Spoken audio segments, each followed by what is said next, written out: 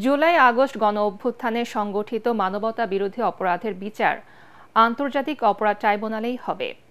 এই আদালতের এখতিয়ার চ্যালেঞ্জ করে অবসরপ্রাপ্ত মেজর জেনারেল জিয়াউল আহসানের করা আবেদন খারিজ করে দিয়েছে বিচারপতি গোলাম মর্তুজা মজুমদারের নেতৃত্বাধীন 3 সদস্যের ট্রাইব্যুনাল। গুমের মামলাও এই ট্রাইব্যুনালে চলবে বলে আদেশে বলা হয়েছে।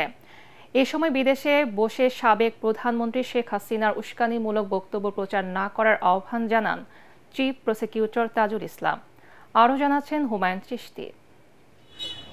জুলাই আগস্ট ছাত্র জনতার আন্দোলনে সংঘটিত মানবতাবিরোধী অপরাধের বিচার চলছে আন্তর্জাতিক অপরাধ ট্রাইব্যুনালে।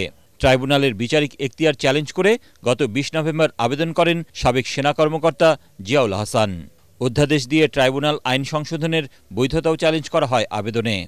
এছাড়া মামলা থেকে অব্যাহতি চান জিয়াউল আহসান। সুপ্রিম কোর্টে যাওয়ার পরামর্শ দিয়ে বুধবার আবেদনটি খারিজ করে দেন ট্রাইব্যুনাল।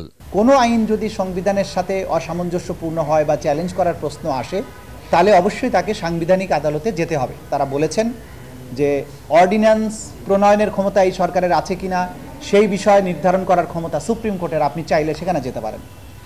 এই আইনের রেট্রোস্পেক্টিভ ইফেক্ট দেওয়া হয়েছে, সেটা বৈধ হবে কি অবৈধ হবে সেটাও কনস্টিটিউশনাল কোর্টে যেতে হবে। পিটিশনে চ্যালেঞ্জ করেছেন ট্রাইব্যুনালের ক্ষমতা, আবার প্রেয়ারের মধ্যে গিয়ে লিখছেন আমাকে যেন ডিসচার্জ করা হয়। তো একদিকে তারা বলছেন যে আপনার কোনো ক্ষমতা নাই, আবার শেষে যেয়ে বলছেন আমাকে রিলিজ করে দাও। তো যার ক্ষমতা নাই সে কিভাবে রিলিজ করবে?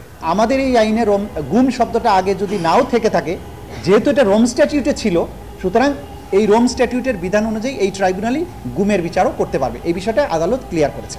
আদেশের কপি পাওয়ার পর আপিলের বিষয়ে সিদ্ধান্ত নেওয়ার কথা জানিয়েছেন জিয়াউল হাসানের আইনজীবী। যদি মনে করে যে হ্যাঁ ওনারা ট্রাইব্যুনাল করবেন, অবশ্যই করতে পারেন নতুন করে, কিন্তু এই ট্রাইব্যুনালটা শুধুমাত্র গঠিত হয়েছিল 1971 সালে যুদ্ধ অপরাধীদের বিচার করার জন্য। এই আইনটাই তৈরি হয়েছে যুদ্ধ অপরাধীদের বিচার করার জন্য।